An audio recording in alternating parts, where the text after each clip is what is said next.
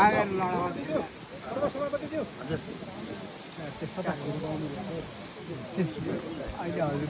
हजुरले गरेको कुरा मलाई एकदम ठिक लाग्यो किन बुढेसकालमा बिग्रिनु भयो नि बाँध्न पाएँ 84 बाँध्न पाएँ मैले हजुरको 84 लाएर हामी नाच्न आउँथ्यौँ 77 वर्ष भयो अब जम्मा 6 वर्ष आउँछ मिलिहाल्छ 5 वर्ष मिल्छ 80 81 गोली हाल्ने र मेरो यहाँ सोसकी धेरै छ सोसकी अलिअलि घुस खुवाएर तेरो नाउँको त्यो फलानाको नाउँको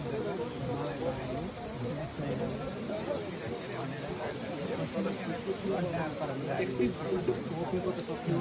अब फेरि बिहानको लोन ल्याउँदाखेरि मलाई दिए ऋण दिए त्यो खाओ ऋण दिए अहिले पोलिटिक्स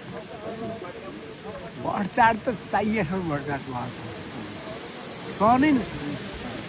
अडिन्नसम्म त्यसलाई रोक्नु पर्यो त्यसलाई रोकेपछि बल्ल देश प्रवृन्छ मैले भनेको थिएँ के भनेको थिएँ तामाखानी ओखरकोटमा छ त्यो तामाखानी ढोकिया छ पोखरकोटमा तामाखानी मैले गाउरो ताउलो बनाएर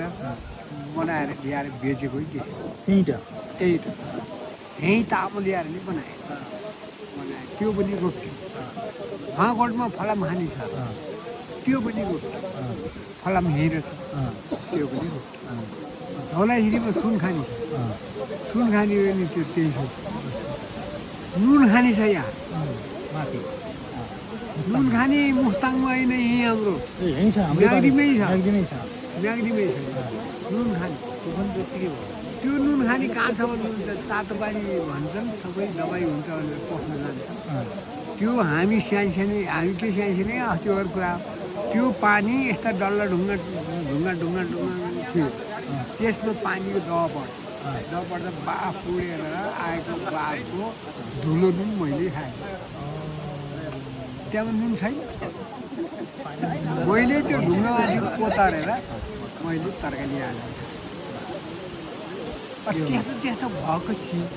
अहिले चाहिँ बिहाल भएर विदेश पस्नु